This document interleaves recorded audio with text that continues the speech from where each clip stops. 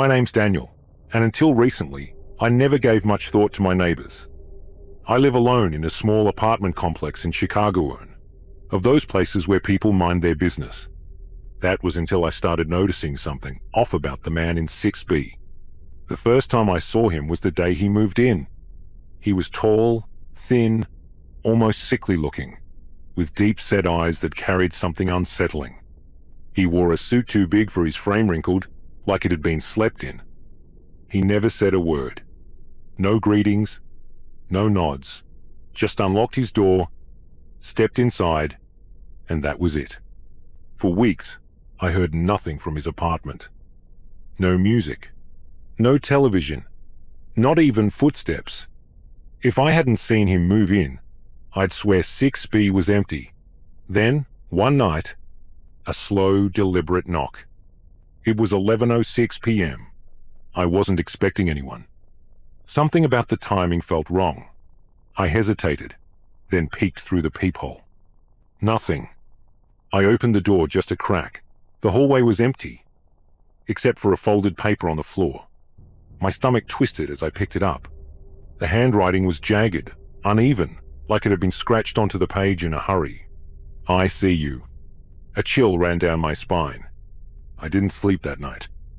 Every sound in the building suddenly felt amplified. At exactly 11:06 p.m. the next night, I heard something low. Heavy footsteps. Not approaching, not leaving. Just pacing. I turned off my lights and cracked my door open, just enough to see. The hallway was empty except for one thing. His door was open. A single light bulb flickered inside. And then, I saw him. He stood in the doorway, his back to me, swaying slightly, muttering under his breath. My stomach twisted when I saw what he was holding, a knife. His other hand was outstretched, palm up, and with slow, deliberate motions, he ran the blade across it, not cutting, just tracing. Then he stopped. His head twitched, as if he sensed me. Slowly, he turned.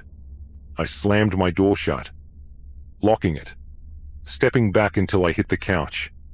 My hands were shaking. My breathing was uneven. Had he seen me? The next morning, I caught my landlord, Mrs. Alvarez, outside. "Hey, Mrs. A, what do you know about the guy in 6B? She pursed her lips. "That man gives me the creeps.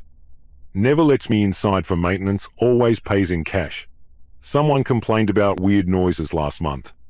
I knocked, but he just stood there. Didn't say a word. That night I stayed up, listening. Just past 11 p.m., I heard it. A sound outside my door. I squeezed my eyes shut, heart pounding. Then the doorknob rattled. I held my breath, a ragged exhale, right outside. Then a whisper, right against the wood. "I see you too." I didn't sleep. I didn't move. I sat there until the sun came up. The next morning, I grabbed a duffel bag and threw in the essentials. I was done. I didn't care about the lease, the deposit, none of it. I just needed to be gone before 11:06 p.m. As I locked my door for the last time, I noticed something taped to it. A note. "Why did you lock it?"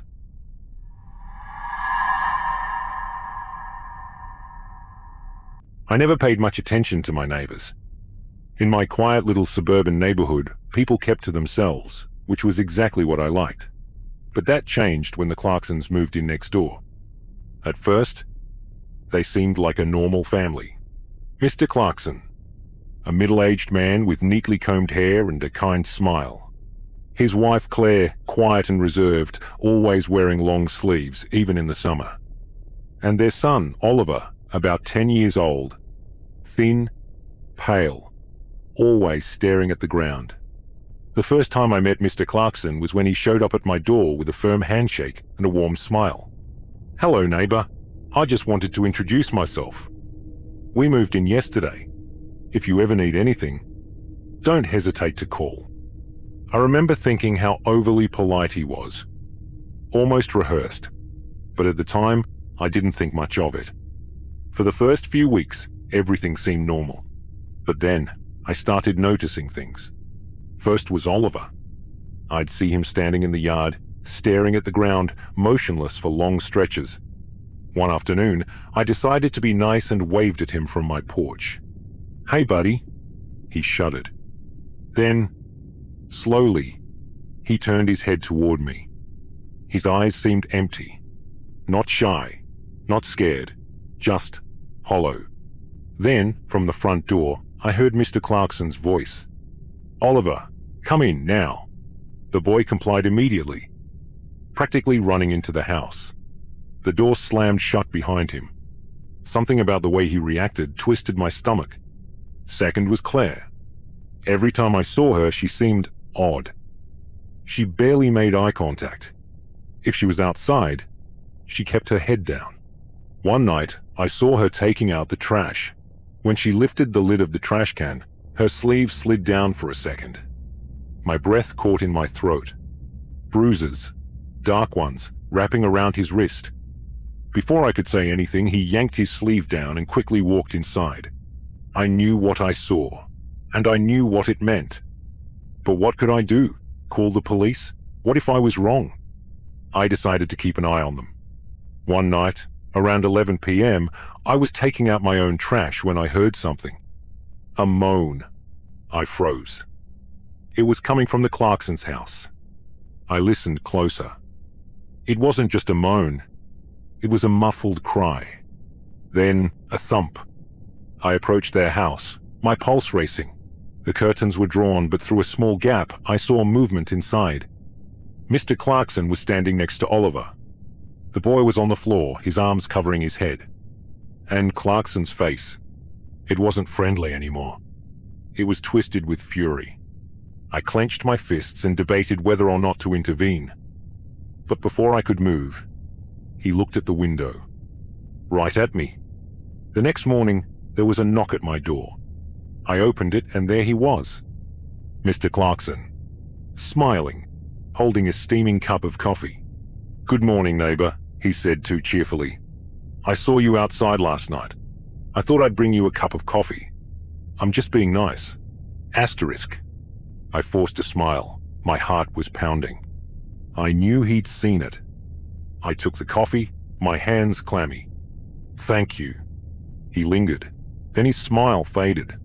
"By the way," he said more quietly, "it's important to mind your own business in this neighborhood." I swallowed. "Of course." He nodded. He smiled again, and he walked away. I threw the coffee away as soon as he left. I knew I had to do something. So the next night, I lay awake, watching. At exactly 1 a.m., I saw Claire and Oliver quietly walk out the front door. They were running, barefoot, bags clutched to their chests.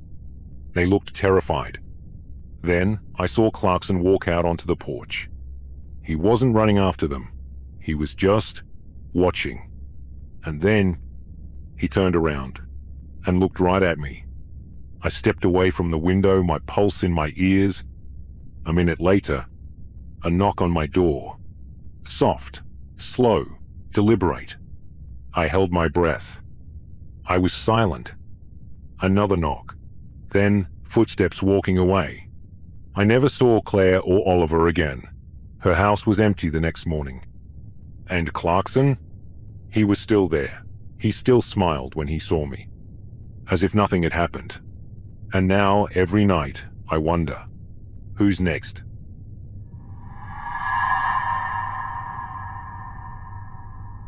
My name is Jonathan, and I never thought I'd be afraid of a neighbor. But then, I met Linda. She moved into apartment 2C about 6 months ago. At first, she seemed normal friendly, even. Too friendly. She was in her early 30s, well-dressed, always with a bright red lipstick that felt too perfect. She introduced herself the same day she moved in, knocking on my door with a plate of cookies. I found it strange, but I accepted them, out of politeness. That was my first mistake. She started showing up everywhere outside my door, in the laundry room, at the mailbox. At first, it was just small talk. But then it got personal. She knew things about me that I'd never told her. The hours I left for work. My favorite coffee order. The fact that my parents lived 2 states away, I laughed it off, thinking maybe she was just perceptive. But something felt wrong. One night, I got home late, exhausted from work. As I unlocked my door, I heard a voice behind me. "Long day, huh?" I nearly jumped out of my skin. Linda stood in the dim hallway, barefoot, wearing a silk robe.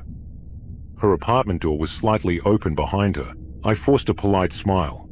"Yeah, see you later."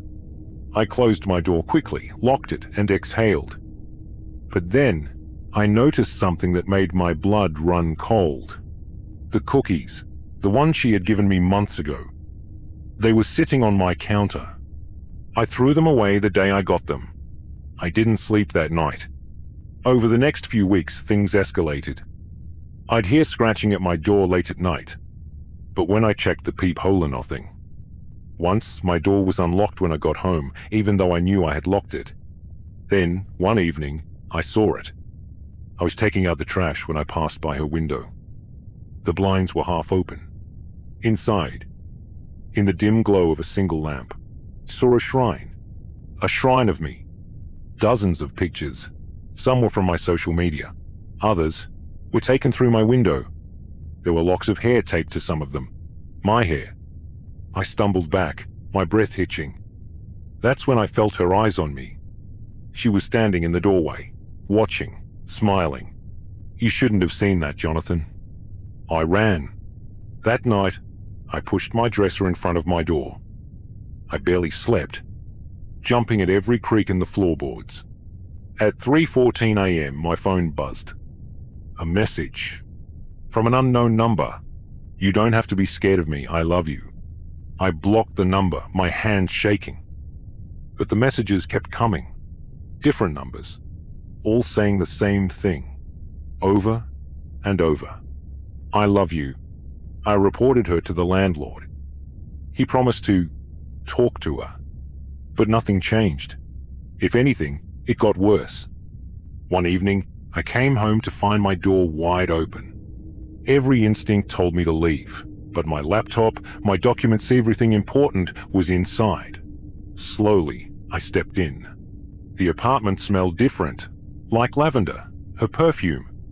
And then I saw it, on my bed, a silk robe, her silk robe, folded neatly. And next to it, a knife. I didn't pack, I didn't hesitate, I ran.